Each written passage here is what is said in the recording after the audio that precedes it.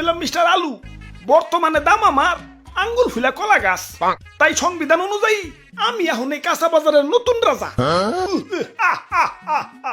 জয় মহারাজের জয়, জয় দেশি আলুর জয়। ওই ওইসে ওইসে ওইসে থাম থাম। আহ, রাজা হইয়া ভালোই লাগতাছে। জানি না কতদিন রাজা থাকতে পারুম। বাজারের যে অবস্থা, কখন যে কার দাম বাইরা হুট করে রাজা হয়ে যায় কখন যায় না। তাই যতদিন রাজা আছি রাজত্ব উপভোগ করতে হইব। মন্ত্রী, জি হুজুর। আমার পাউডার মেজমেজ করতেছে, আহো একটু পাউডার টিপে দাও। হুজুর ভুলে যাইন না, কয়দিন আগে কিন্তু আমিও রাজা ছিলাম। এখন আমার দাম কমে গেছে, তাই মন্ত্রী হইছি। তাই সাবেক রাজারে সম্মান দিয়া কথা কইবেন। ওরে বাবা, আসসালামু আলাইকুম। ই আর কি করেন না, আপনার কয়টা দাম বাইরে রাজা হইছেন?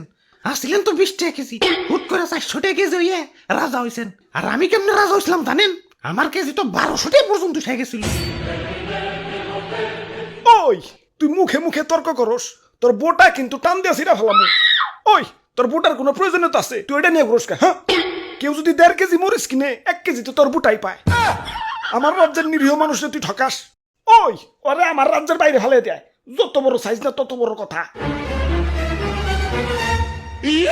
হুজুর রাগ করেন না, জানেনই তো ছোট মরিচের জাল বেশি। মাফ করে দেন এবারকার মতো।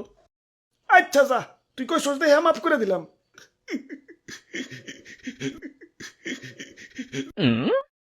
ওই আমার অনেক অনেক ক্ষোভ আছে। আমার দাম যখন স্বাভাবিক আসিল, মানুষ আমার দাম দেয় নাই। যাতা তরকারির সাথে আমার রানছে। ডিম রানবো, আলু দাও। সিম রানবো, আলু দাও। ঘরে তরকারি নাই, আলু ভর্তা বানাও। একটু ইজ্জত আসিল না। গরুর মাংসের সাথে আমার রানলে তাও নিজের একটু বড় বড় মনে হইতো।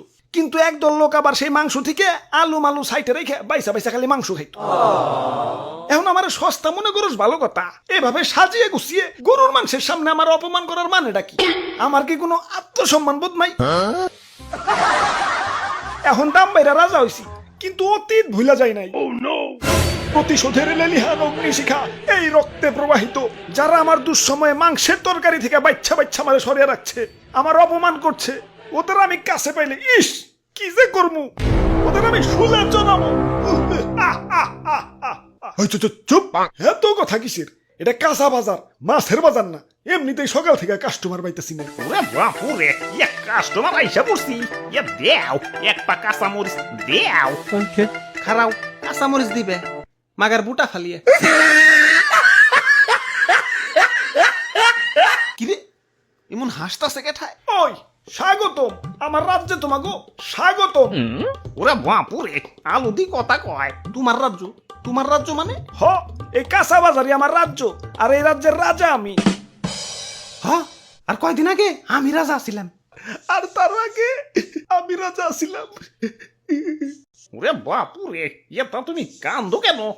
আর পিয়াজ যাত্রাই কেমন জানি। কাটাকুটির সময় কেউ আর হাসি মুখে কাটতে পারে না। কাজের বেটি থেকে জমিদারের বেটি সবাই আমার চোখের পানি ফেলতে ফেলতে কাটে। আমি আমার মায়া মানুষের কান্না সহ্য করতে পারি না। আরে কি কষ্ট। আচ্ছা বুঝলাম, তুমিও রাজা ছিলে, তুমিও রাজা ছিলে। বেগুন, তোমার কি অবস্থা?